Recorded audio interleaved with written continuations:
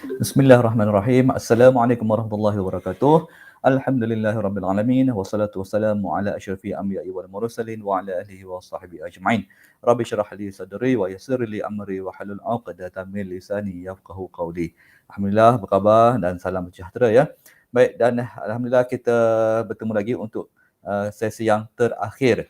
Okey. Jadi ini merupakan topik yang terakhir atau pembahagian terakhir untuk topik kita yang terakhir. Okey. Bagi silibus kita untuk BSR 200 pada semester ini. Baik, seperti mana yang sebelum ini kita dah go through apa yang kita panggil sebagai shoring, dan pada kali ini kita akan teruskan dengan bahagian terakhir apa yang dipanggil sebagai underpinning. Jadi sekali lagi saya nak tegaskan kat sini ialah di mana shoring dan juga underpinning ni kedua-duanya matlamat dia sama. Okey, untuk kerja-kerja baik pulih bangunan lah. Okey, untuk kerja-kerja baik pulih bangunan. Uh, Dan cuma beza dia, cuma perbezaannya ialah di mana shoring ni fokus dia pada bahagian yang melibatkan bahagian superstructure bangunan. Okey, dan underpinning yang kita akan tengok sekejap lagi ni, dia lebih fokus kepada bahagian substructure bangunan. Okey, baik, tanpa membuang banyak masa, terus kita kepada kita punya kuliah lah ya. Baik, jadi ini kita punya tajuk yang terakhir, underpinning. Okey. Dan kat sini kita ada overview kejap lagi kita tengok. Cuma underpinning. Okey, saya terus kepada method-method dia lah. Ada beberapa method, ada beberapa kaedah yang biasa diguna pakai dalam kerja-kerja underpinning ini. Baik, dan sebelum itu, saya nak bagi tahu sikit di mana kerja-kerja underpinning ni, dia sebenarnya pada pendapat saya lah dalam construction ni dia ada dua lah kerja ataupun ada dua pekerjaan yang rare, yang jarang-jarang kita dapat tengok, yang jarang-jarang kita dapat jumpa. Apatah lagi jarang-jarang kita dapat terlibat dalam kerja-kerja tersebut. Makna kata even nanti bila kamu dah bekerja nanti, dalam construction katakan, kat site katakan, belum tentu lagi kamu dapat terlibat dalam kerja-kerja basement, dan juga belum tentu lagi kamu dapat terlibat dalam kerja-kerja underpinning. Kerja-kerja shoring insya-Allah mungkin kamu akan jumpa. Ataupun mungkin kamu akan terlibat juga langsung ataupun tak langsung. Tapi dua kerja ni, basement dan juga underpinning ni, dia memang betul-betul rare lah. Even bagi mereka yang terlibat secara langsung dalam pembinaan di site tu sendiri. Jadi kalau katalah, so saya nak kamu ingat betul-betul, saya punya nasihat ni. Jadi sekiranya nanti ditakdirkanlah rezeki kamu bekerja kat site, jadi sebagai salah seorang the main players in the construction site, dan memang terlibat dalam kerja-kerja basement, dan juga memang terlibat dalam kerja-kerja ataupun terlibat dalam kerja-kerja underpinning. Bahawasanya anggaplah pengalaman kerja tersebut itu boleh dikatakan sebagai once in a lifetime experience lah. Tak semua orang dapat macam tu. So hargailah dan cubalah buat sebaik mungkin lah dalam pekerjaan anda. Bukannya bermaksud, bukannya bermaksud kerja kalau macam terlibat dengan kerja-kerja lain kan. Pembinaan biasa buat kerja sambil lewat, tidak. Kerja kena bersungguh-sungguh kan. Tapi saya nak kamu faham lah. Dua kerja ni, basement dan juga underpinning ni betul-betul rare. Paling-paling rare underpinning lah. Basement ni mungkinlah dapat jugalah, mungkinlah. Tapi kalau kata underpinning ni memang betul-betul rare. So kalau kamu dapat rezeki kamu dapat terlibat dalam kerja-kerja macam ni, so anggaplah dia sebagai once in a lifetime punya experience. And you are so lucky. Baik. Jadi terus kepada kita punya kuliah pada hari ini. Jadi ada beberapa kaedah, ada beberapa metod yang digunakan pakai dalam kerja-kerja underpinning. Ingat underpinning kita nak repair bangunan jadi kalau tak silap saya macam shoring tu dia boleh jadi repair bangunan ataupun dia boleh jadi kerja-kerja kerja renovation bangunan ya. Jadi kalau macam underpinning tu sendiri, underpinning ni sebab dia lebih fokus. Fokus dia memang banyak kepada repair bangunan. Dan bangunan-bangunan yang terlibat ni pun tak semua bangunan kita akan buat underpinning. Jadi biasanya underpinning ni diperlukan apabila melibatkan struktur-struktur yang lama, bangunan-bangunan lama. Contohnya bangunan kolonial, bangunan-bangunan yang lama lah. Sebelum kolonial tu lagi, di mana kaedah pembinaan dia agak berbeza dengan kaedah pembinaan macam sekarang lah. Dan nanti kamu akan tengok di mana banyak contoh-contoh yang saya akan berikan nanti, dia ialah sebab dia kerja-kerja underpinning kan, dia kerja substructure. Okey, banyak contoh-contoh yang akan melibatkan foundation lah. Okey, kerja-kerja foundation. Okey, sebab foundation pun sebahagian daripada substructure kan.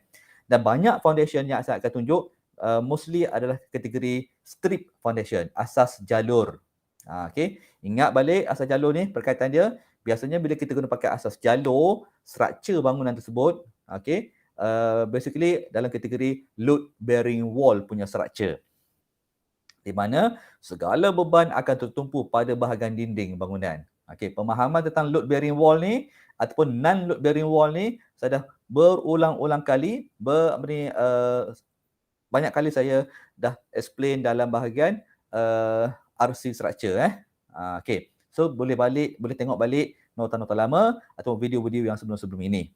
Okey, patah balik.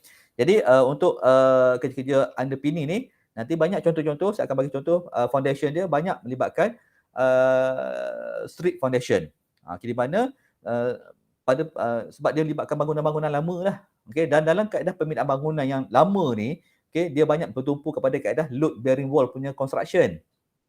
Bila load bearing wall punya construction, the best foundation for load bearing wall ni biasanya dua dah. Okey, sama ada strip foundation ataupun rough foundation.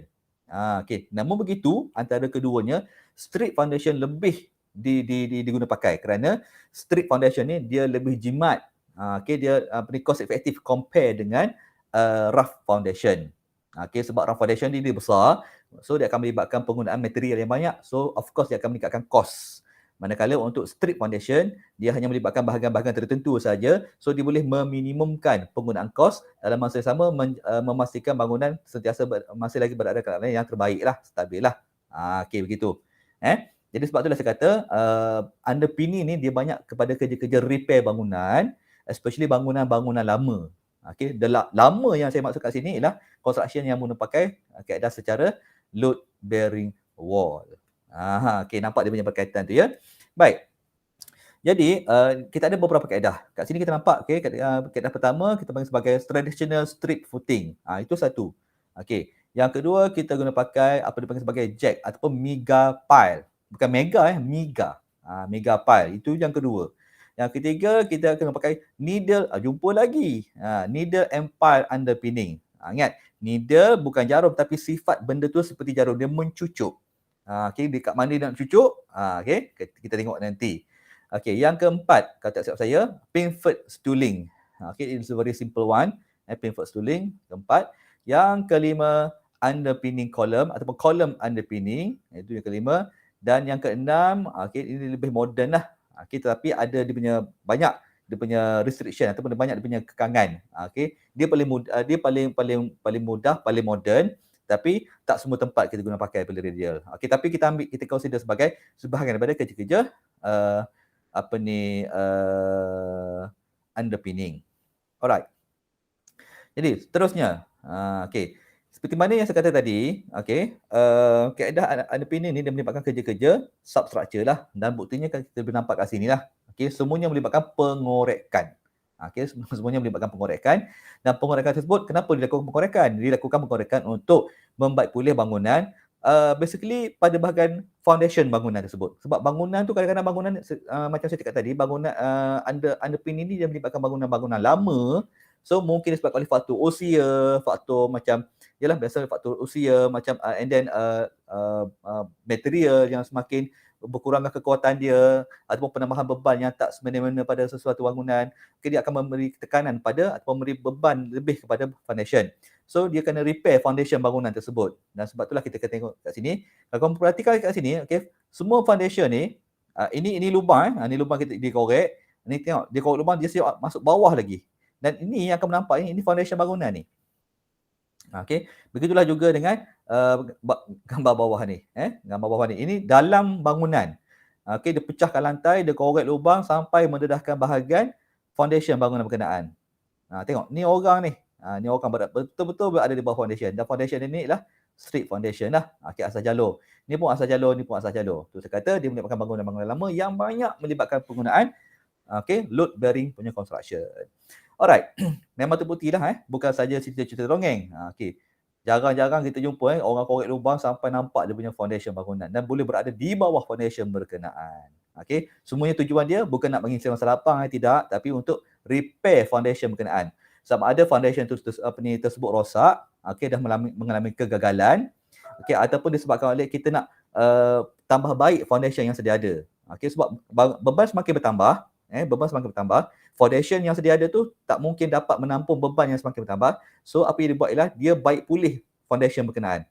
Sebelum dia rosak, dia upgrade ataupun dia besarkan saiz foundation, dia tebalkan foundation berkenaan, apa-apalah. Okey, sebelum foundation tu rosak. Ataupun disebabkan oleh foundation tu dah disebabkan oleh beban tu dah bertambah dan bangunan dah mengalami kegagalan, cek balik rupanya foundation dah mengalami kegagalan disebabkan oleh penambahan pembebanan tersebut. So, once again korek lubang, so dia akan repair, foundation tersebut supaya bersesuaian dengan situasi pembebanan yang sedia ada pada bangunan. Alright, jadi sebenarnya underpinning ni dia banyak dia punya term. Jadi salah satu term yang kita ambil daripada Dictionary of Civil Engineering. Okay. Jadi underpinning improving an existing foundation such as to, ni buanglah, salah ni, typo. Such as to provide for an added load by constructing a new and larger foundation underneath. Okay. Macam saya cakap tadi lah, definisi yang dipakai oleh Dictionary of Civil Engineering ni makna kata maksud underpinning tu makna kata baik pulih ataupun tambah baik foundation bangunan.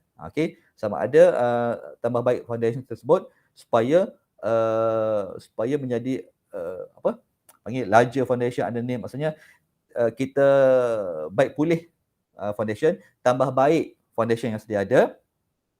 Okey, sama ada kita besarkan dia, kita besarkan saiz dia, kita dalamkan ataupun kita biasa kita besarkan saiz lah supaya bersesuaian dengan situasi pembangunan yang sedia ada pada bangunan berkenaan.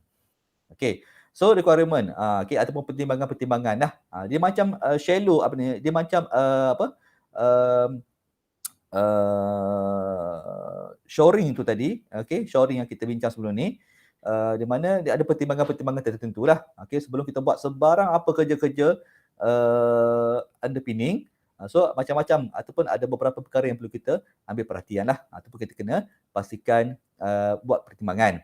Okey. Underpinning may be required in situations such as, bila situasi mana yang kita memerlukan underpinning?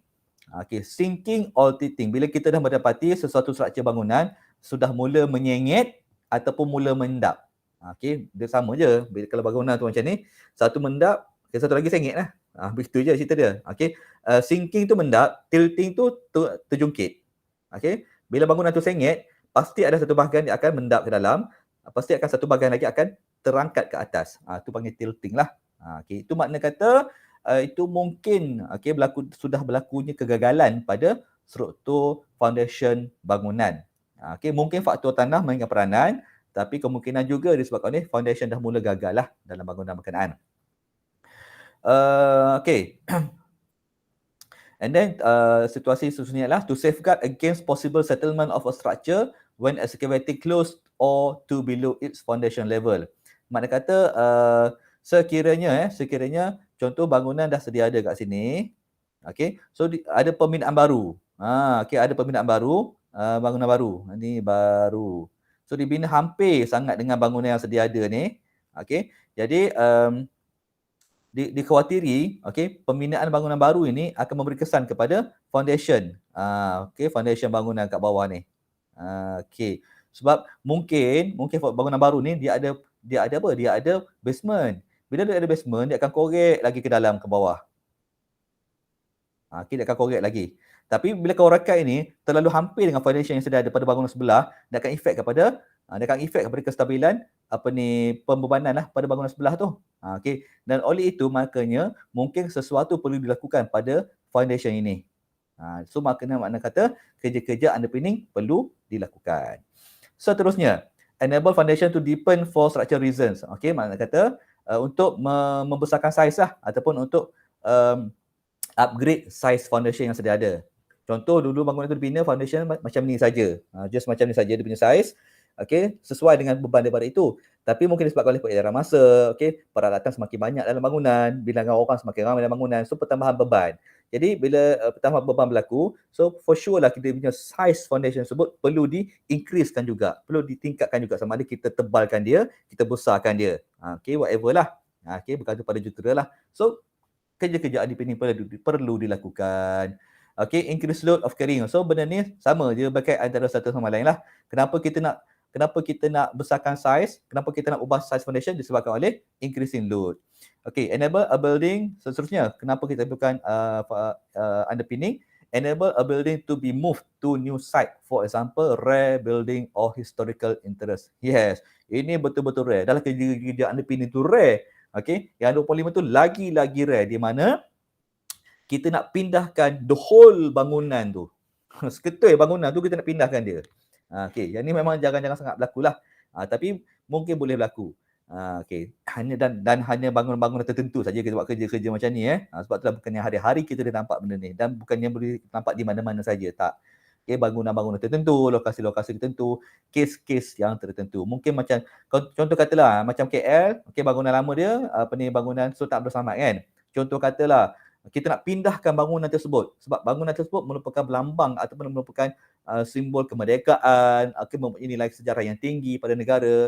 So namun begitu dia punya persekitaran sekeliling tu dah tak support, ataupun tanah sekeliling tu tak sesuai untuk menanggung beban untuk bangunan. Daripada bangunan tu rosak, kita pindahkan bangunan berkenaan. Dan dalam proses untuk memindahkan seketul bangunan tersebut, sebelum kita pindahkan bangunan tersebut, kita kena pindahkan dengan foundationnya sekali. So, kena buat kerja-kerja underpinning juga. Sebelum kita angkat, kita pindahkan bangunan berkenaan. So, itulah antara beberapa faktor yang mana kita memerlukan kerja-kerja underpinning. Seterusnya, preliminary investigation. So, sebelum kita buat benda tu, so ada beberapa benda yang perlu kita pertimbangkan dah. Macam shoring tempoh hari, kita kena buat penilaian, kita kena tengok sekeliling, kita kena tengok aktiviti manusia di sekeliling macam mana, berhampir dengan jalan ke tidak dan sebagainya, dan macam-macam lah, perlu mendapatkan lulusan pihak-pihak tertentu, sekiranya perlu dan sebagainya. Yang tu kamu boleh baca sendirilah. So methods of underpinning, kita terus kepada kaedah yang pertama 4.1, iaitu traditional street footing. Kat sini saya ingat yang baca-baca ni kamu baca sendirilah ya. So saya akan terus kepada dia punya gambar rajah lah. Apakah benda ni? Apakah benda semua ni? Baik, yang ni mungkin tak berapa nak faham. Cuba kita tengok yang bahagian sini. Gambar dia dah hilang. Sayangnya. Baik. Ini contoh. Ini contoh apa ni? Ini macam batu nisan, bukan. Ini bukan batu nisan. Ini contoh satu struktur, di mana ini dinding bangunan. Inilah street footingnya. Ini dia punya street footing. Baik. Jadi biasanya dalam keadaan biasa, semua ni akan berada dalam tanah lah. Semua ni akan berada dalam tanah. So ini ground level, GL ground level. So everything is underground. Dapat street footing ni underground. Jadi dalam situasi tu saya kata untuk load bearing street footing ni dia sesuai untuk load bearing wall lah. Load bearing wall. Jadi beban akan bertumpu terus pada dinding, dan beban daripada dinding akan terus ditransfer ke street footing, dan street footing akan terus transfer ke tanah. Baik. Jadi disebabkan oleh bangunan ini, mungkin disebabkan oleh pertambahan beban, tidak salah apa-apa punca yang menambahkan beban tersebut, makna kata mungkin memerlukan pertambahan saiz pada kita punya foundation. Jadi macam mana kita nak buat? Mungkin kita nak dalamkan lagi foundation kita ni, macam tu.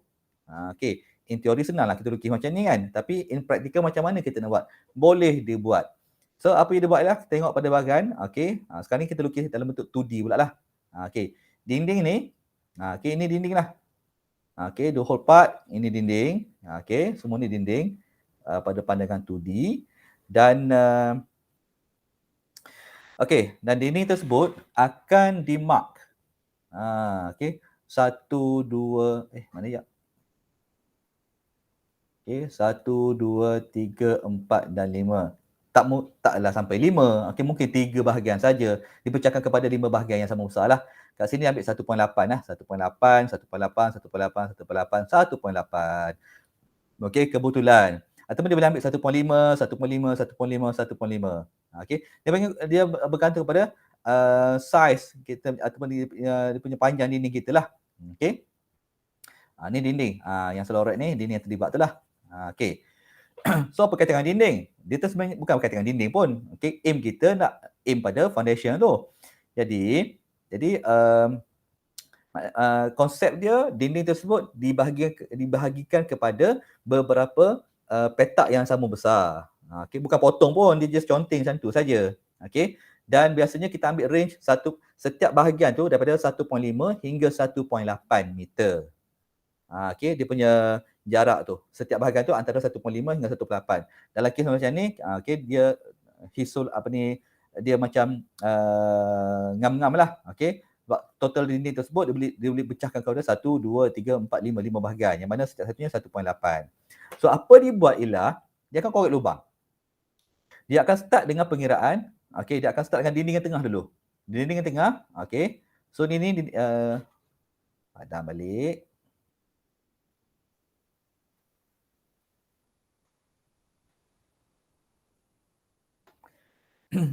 So, let's say yang tengah-tengah ni lah yang bahagian nombor 3 tu tadi. Okey. So, apa yang dia buat ialah dia akan buat pengorekan. Dia akan korek kan dia akan korek kat sini. Sampailah akan bahagian ni saja. Okey, betul-betul di bawah dinding nombor 3 ni. So, dia akan expose all the a part of the straight foundation tu lah. Dia akan korek lagi sampai macam kamu tengok di gambar tadi, orang tu boleh dibawa orang tu boleh berada di bawah foundation berkenaan. Okey. Dan dia akan korek ke dalam, okey, sedalam 1.2 meter kat sini. Kita kena korek lagi 1.2 meter. Apa yang dia buat ialah di mana? Okey, dia buat diikat batu bata. Okey, diikat batu bata. For this part, okey, dia akan ikat batu bata dulu. Macam ni. Okey, tapi sebelum ikat batu bata tersebut, okey, bila dia korek 1.2 ni, bahagian bawah ni, okey, dia akan konkrit sikit. Okey, nipis je. Okey, tak tebal pun, nipis saja. Okey. And then bahagian ni saja dulu. And then dia akan ikat batu bata naik sampai ke atas. So, berhenti kerja. Dia akan stop. And then lepas tu dia akan pergi kepada dinding nombor 1. Dinding nombor 1. Katalah contohnya dinding nombor 1 kat sini. 1. Dia akan korek pula. Dia akan korek semua ni. So, dia akan buat proses yang sama juga. 1.2 meter. Dia akan konkrit sikit. Lebih kurang 50 mm ketebalan. So, dia akan ikat batu bata. Okay. Kemudian dia akan pergi pada dinding nombor 5 ni. Okey. Pergi dinding nombor 5 pula. Let's say nombor 5 tu kat sini. Dia akan korek lagi. Dia akan ulangi proses yang sama. Lepas tu pergi kepada dinding nombor 2. Okey, buat benda sama, dinding nombor 3. Last kali apa akan jadi? Dinding batu bata yang dia ikat bawah ni automatik akan bersambung sepanjang-panjang bahagian bawah ni. Okey, ikat batu bata lah. So, secara tak langsung, apa yang berlaku ialah di mana dia berjaya mendalamkan foundation tersebut dengan batu bata. Yes. Dia pakai batu bata. Okay, so matlamat untuk mendalamkan atau membesarkan dia punya foundation tersebut tercapai. Okay, cuma pengorekan tersebut dia akan buat start di tengah dulu, pergi ke hujung kiri, hujung kanan, hujung kanan, and patah balik ke tepi ni, patah balik ke tepi sini. Automatically dia akan bersambung lah dia punya foundation berkenaan. Walaupun daripada batu bata tak ada masalah. Tak ada masalah. Baik. Jadi itu satu. Itu satu.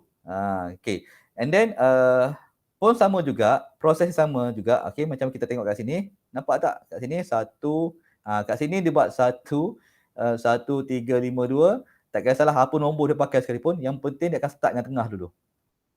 Dia akan korek. So, dia akan ikat bata kat bawah ni. And then dia akan pergi kepada yang tepi ni ujung sekali. Gambar ni sebab saya dah crop, dia nampak kecil sikit lah. Dia akan korek pula kat sini. So, pergi patah balik yang hujung sini. Korek. Last kali dia akan bersambung lah kat sini. So, bahagian dinding ni pun dia akan buat benda yang sama juga. So, inilah batu bata yang dia pakai lah. Dan last kali dia akan plaster lah. Dia akan plaster. Untuk nak cover, nak tutup dia punya batu bata tersebut dan siap dia punya foundation dia akan kembus balik pakai tanah. Macam tu. Okey, baik. Dan untuk kaedah ini juga, okey, dia ada satu lagi di mana masih lagi tradisional ni, di mana dia tak nak pakai batu bata, dia tak nak pakai batu bata. Apa yang dia buat ialah di mana proses yang sama juga, dia akan bawa proses yang sama juga.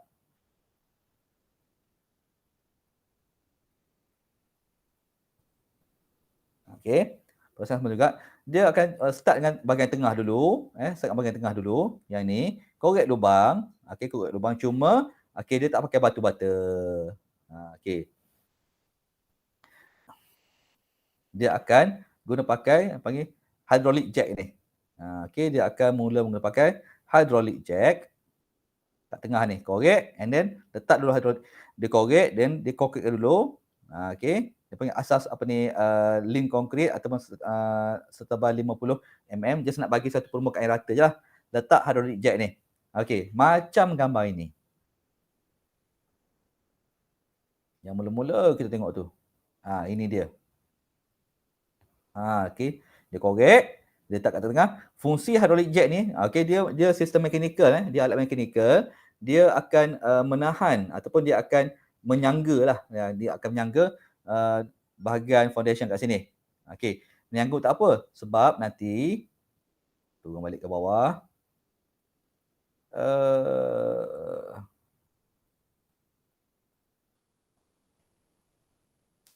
Di mana bahagian kiri dan kanan ni, okey, tengok dia buat apa ni. Nampak tak? Okey. Sebab bahagian keliling nanti, contoh ni tak ada batu bata, okey, dia ambil jack hydraulic nak menahan in case jadi apa-apa pada bahagian ni. So bahagian kiri kanan ni, okey, yang okey, dia akan konkrit. Dia akan konkrit dulu. Kita akan konkrit. Akan konkrit dan bila konkrit ini dah kering, okey, dia akan angkat keluar hydraulic jack ni. So bahagian yang belum bahagian yang ini akan dikonkrit lagi sekali. So the whole part ni akan menjadi satu ketul konkrit yang besar. Begitu. So sama juga proses, dia akan pergi nombor 1, patah balik ke hujung tepi ni, dengan korek lubang 1.2, okey. Okey, konkrit dulu, macam dia buat lantai lah. Okey, 50 mm ketebalan. So letak hydraulic jack, tahan dulu seketika and then yang bahagian tepi ni akan konkrit. Bahagian tepi ni akan konkrit. And then bila dah kering, ni dah kering, so dia akan konkrit semuanya. Hydraulic jack tu angkat keluar lah.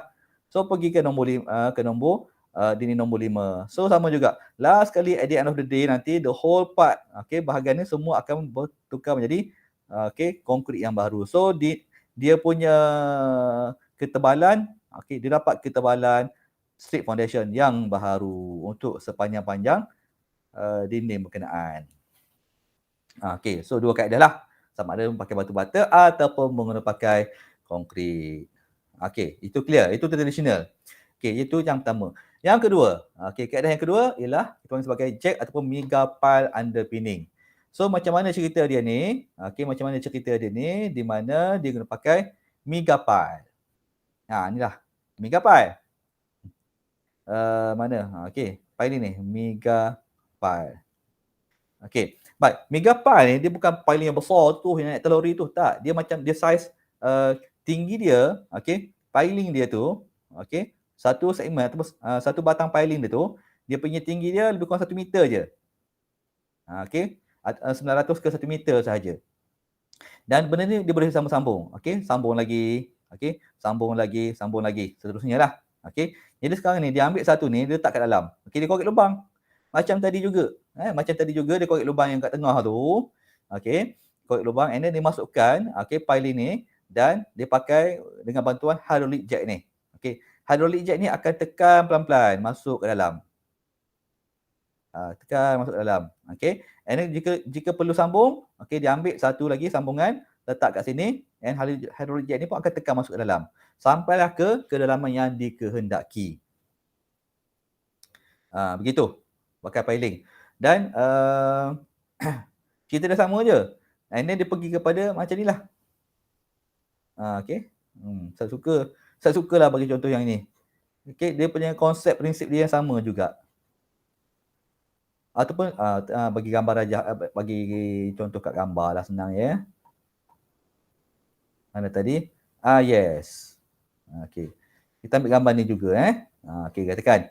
So, jadi sekarang ni kalau macam yang tadi tu, tradisional tadi tu, hydraulic jet ni just untuk menahan saja. Okey, sementara dia nak konkrit bahagian sini, kini nak konkrit bahagian sini, okey. Tapi yang ni dia ambil piling, okey, dia akan masuk ke dalam tu. Ni lubang ni sebenarnya tak habis korek lagi ni, dia akan korek lagi dalam. Okey, macam nilah. Kan macam kita nampak kat sini. Okey, so piling tersebut akan dimasukkan ke dalam. Okey, yang ditekan oleh hydraulic jet ni. Ditekan. Last sekali bahagian bawah ni okey, tersokong ataupun disokong oleh piling yang telah pacak tadi. So dia pergi pula dinding nombor hujung sana, dinding hujung sana. So proses yang sama berulang. Okey, dan apa dia buat ialah dia akan konkrit sekali lagi. Konkrit juga guna pakai. Okey. So kat sini pun jelas ketaralah kita nampak. Saya ingat yang ni yang tengah pakai Megapile lah kat dalam tu. Okey.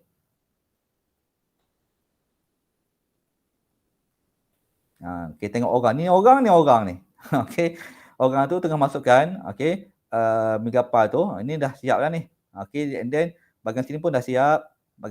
Ni tempat terlindung Okey, sini pun dah siap. Nanti dia akan minta maaf. Dia akan konkrit keseluruhan dia punya foundation ni. Sekali lagi dia melibatkan foundation jenis street foundation. Okey. Baik, itu pakai Megapile. Bukan mega, kalau mega tu memang besar lah. Ni mega. Okey, mega Baiklah, seterusnya. Panjangnya. Okey. Habis yang tu. So kita terus yang ketiga pula. Okey, needle and pile. Okey, needle and pile ni menarik. Saya terus kepada dia punya penggunaan ni Okey. Jadi sekarang ni kita nampak apa yang kamu nampak kat sini Megapile ni, Megapile lagi, needle and pile. Yang sini, ini pandangan atas. Okey, pandangan pelan ataupun pandangan atas lah. Okey, ini pandangan sisi. Ini pandangan sisi. Di mana? Okey, di mana apa? Yang kamu nampak belang-belang ni, okey, yang belang-belang ni, ini simbol batu bata. Mana kata dinding tu dinding batu bata. Okey. Ini brick wall. And then tebal lah. Okay, sebab dia load bearing wall ni. Walaupun dia pakai brick, tapi dia mesti tebal. Okay, sebab dia load bearing wall Dan yang kita nampak, yang sini ni. Yang sini ni. Okay, ini bahagian street foundation dia lah. Okay, street foundation dia. Sekarang ni, dia mungkin tak buat pembesaran ataupun dia tak mengubah size foundation yang sedia ada. Okay, untuk kaedah ini, dia tak buat size dia tak ubah. Cuma dia menambah support. Sistem sokongan, menambahkan sistem sokongan pada foundation yang sedia ada. Apa yang dia buat ialah di mana, nampak tak yang ini, contoh yang ni macam petak putus-putus. Itulah needle dia. Kat situlah dicucuk. Dia cucuk, dia selit. Dia cucuk kat sini, dia selit kat sini. And then yang nampak bulat-bulat ni, itu piling dia. So, itulah sistem sokongan yang maksud saya. Dan sistem sokongan ini akan kekal. Dia akan jadi permanent. So, needle ni, dia boleh buat selang-seli macam ni lah. Secara bersiri macam ni. Ataupun buat cara zigzag. Kenapa dia buat cara zigzag ini? Untuk lebih jimat. Compare dengan kita buat satu-satu macam ni, dia punya bilangan dia akan jadi banyak lah. So, cost dia pun akan tinggi. So bila dia buat zigzag macam ni, dia akan berjaya mengurangkan bilangan needle yang nak pakai. So dia akan cost dia akan menjadi lebih murah. Namun begitu, semuanya bergantung kepada jurutera punya kehendak lah. Engineer akan tentukan nak sambung zigzag macam tu ke ataupun memang kena buat secara bersiri macam yang atas ni. Okey. So ni pandangan tepi dia, pandangan sisi dia. Inilah kita punya pada pandangan sisi, kalau 3D ni macam ni lah. Oops. Kalau 3D-nya macam ni, sekejap saya cuba buat meng-3D dia kan. Okey. Tadi ni dinding. Patutlah. Ni dinding. Okey. Baik. Dan seterusnya ini foundation kita lah. Strip foundation. Susah bila lukis pakai pen yang macam ni Okey. So, yang kita nampak sekarang ni, yang ini dan juga yang ini ni, okey, adalah yang tepi ni. Okey, so dia tunjuk dalam bentuk 2D macam ni. Okey, so harap boleh faham. Jadi, mana kata yang bahagian berlorek atas ni, okey, ini dinding.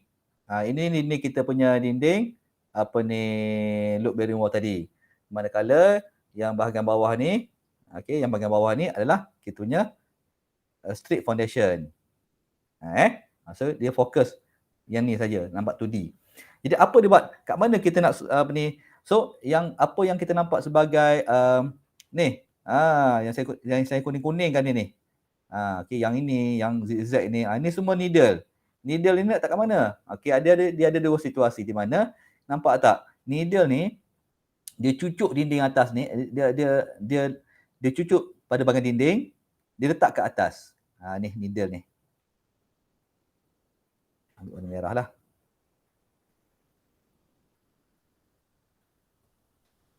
Ni.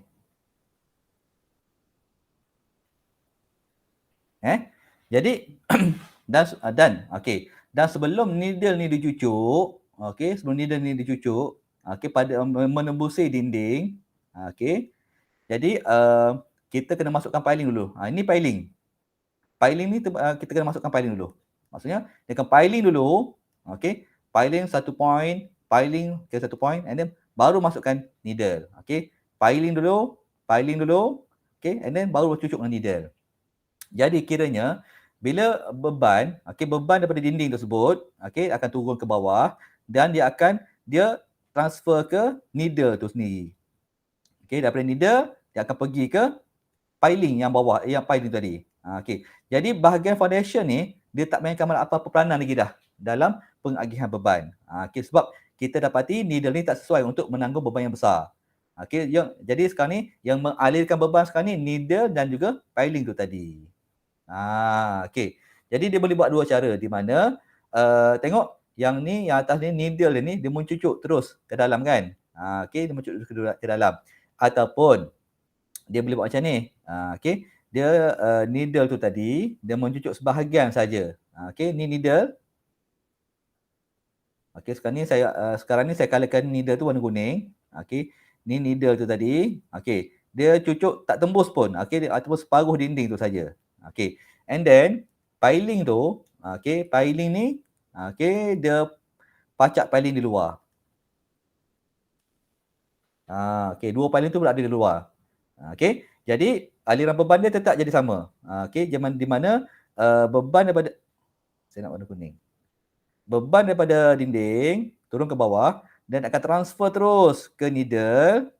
Okey, dan needle ini akan pecah bahagikan pada dua tiang ataupun dua needle yang berada di bahagian luar ni ataupun di bahagian luar ni lah. Okey. So sekali lagi, kita punya foundation asal ni tak memberikan apa-apa lagi dah peranan dalam pembebanan sebab dia memang dah tak sesuai ataupun dia memang dah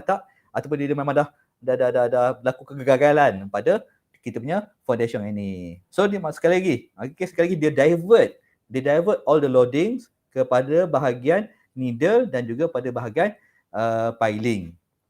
Okey, jadi kita tak perlu buat apa-apa pada foundation yang asal. Tak perlu nak besarkan ke, nak tebalkan ke, nak apa, tak payah. Okey, so dia divert terus aliran beban tu tadi ya. Okey. Baik. Jadi ada juga situasi di mana okey, situasi dia di mana needle tu yang tadi tu saya kata needle tu semua tumbuk dinding kan, menumbuk dinding. Ada juga needle dia letak di bawah foundation. Contoh macam ni. Okey. Needle tu di bawah foundation.